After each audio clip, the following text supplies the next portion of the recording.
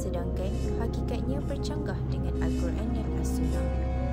Imam Asy-Syafi'i pernah berkata, jika kamu melihat seseorang boleh terbang di udara dan boleh berjalan di atas air, jangan kamu tertipu dengannya sehingga kamu mengukur peribadi dan amalannya dengan pertimbangan neraca Al-Quran dan As-Sunnah. Namun, mengapa masih ada yang menjadi pengikut ajaran-ajaran sesat ini? Oleh itu, mari kita dengarkan beberapa pendapat dari ilmuwan mengenai maksud, kesan serta cara menghindari dari terjebak dengan ajaran sesat. Jadi sebelum kita pergi pada pandangan saya, kita masuk dulu kepada definisi ajaran sesat kan. Okey, jadi definisi ajaran sesat menurut kebanyakan ulama mengatakan ajaran sesat ini merupakan ajaran ataupun satu kefahaman yang menyimpang daripada ajaran akidah ahli sunnah wal jamaah. Okey, dan juga mereka punya manhaj juga menyeleweng daripada manhaj salaf dan juga khalaf lah.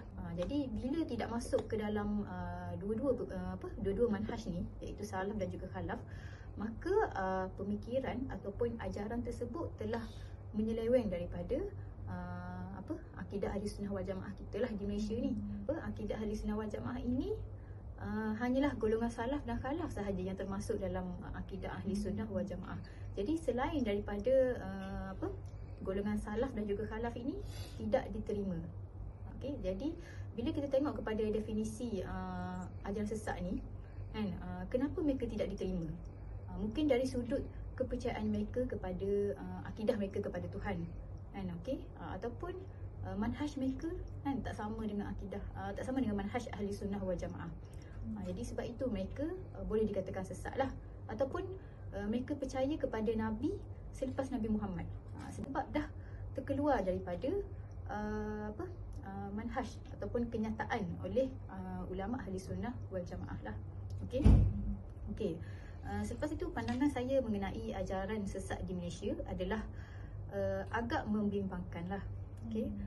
Sebab sekarang ni kalau kita tengok kat media sosial, banyak sangat muncul kenyataan-kenyataan ataupun ajaran-ajaran baru yang diperkenalkan oleh orang Melayu kita. Dan peliknya, walaupun apa yang kenyataan yang mereka keluarkan seperti ayah pin kan, ataupun ajaran taslim yang korang kata tadi kan, ajaran taslim tu kan, kita boleh nampak kenyataan mereka itu menunjukkan kesesatan. Tetapi masih terdapat ramai golongan yang percaya kepada mereka. Dan sangat membimbangkan, golongan ini adalah yang terdiri daripada golongan cerdik pandai dan juga golongan berpendidikan lah. Jadi pandangan saya agak membimbangkan dan perlu diberikan ataupun perlu diambil serius lah oleh pihak berkaitan. Dari sudut pandangan Prof sendiri, apakah kesan ajaran sesat yang berlaku kepada umat Islam di negara Malaysia? Okey, jadi kesan yang paling ketara sekali ialah kita tengok mereka akan tidak mengambil mudah terhadap pegangan dan juga dalam pegangan Islam itu sendiri, dan mengabaikan ajaran-ajaran yang asas yang ada dalam Islam. Okay, sebagai contoh, kalau kita tengok ajaran sesat ni, dia amat pelik kan, yang bercanggah dengan prinsip-prinsip Islam, sehingga kadang-kadang dia memberi kesan dalam penamalan mereka. Contohnya kalau kita tengok, mereka percaya kepada Nabi yang palsu, Nabi daripada orang Melayu, Rasul Melayu kan. Tapi bukan sahaja ajaran sesat ni kita fokus kepada ajaran yang tradisional, tapi pahaman moden pun boleh dianggap sebagai ajaran sesat, seperti pahaman liberal yang tak percaya kepada ajaran Islam yang sebenar, yang berfikiran dengan pemikiran yang sama dengan orang barat kan. Macam kita tengok ini liberal, sosialis, demokrat, liberal. Okay, jadi itu pun dianggap kalau kita tengok di sudut prinsip Islam pun bercanggah dengan Islam kan. Contohnya maknanya dia percaya bahawa dosa yang dilakukan oleh orang Islam ni terbagi kepada dua, dosa awam kan. Bukan dosa awam, maksudnya diistilahkan dengan dosa peribadi. Maksudnya dosa yang dibuat oleh seorang itu orang lain tak boleh nak kacau lah, nak larang. Sedangkan dalam Islam ni tidak ada pun istilah dosa peribadi. Itu sebagai contoh lah. Kita kata dalam pemikiran liberal yang ada sekarang ni lah. Jadi bukan sahaja kepada ajaran yang percaya kepada Nabi palsu, percaya kepada batinia, tapi dalam arus masa ni ada juga pemikiran moden yang bercanggah dengan Islam dan boleh dianggap sebagai ajaran sesat. Cara mengatasi dia kita bahagi kepada tiga, satu individu, satu masyarakat, satu undang. Kalau individu macam biasalah, kita sebagai individu kita kena pergi ke majlis ilmu yang betul-betul kita yang diiktiraf dan kita tahu dia ni diiktiraf dan mendapat tauliah daripada negeri masing-masing. Setiap negeri pertolehan untuk menyebarkan ataupun nak buat tazkirah ataupun buat usrah, dia ada pertolehan masing-masing. Okey, pergi menimba ilmu, mencari ilmu supaya kita tak keliru dengan ideologi yang lain. Okey, yang kedua masyarakat.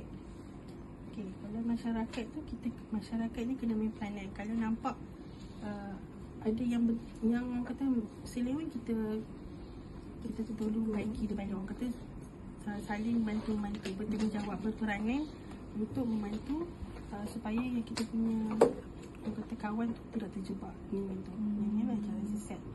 Kalau nampak macam tu, kita tarik dia balik, kita perkukuhkan lagi akidah dia dengan kita kena bagi nasihat benda yang berkaitan dengan agama Islam supaya dia tidak ikut dengan ajaran tu. Orang kata tarik, orang kata dekatkan kita dengan dia, benda nasihat ataupun bercerita benda yang dia boleh terima.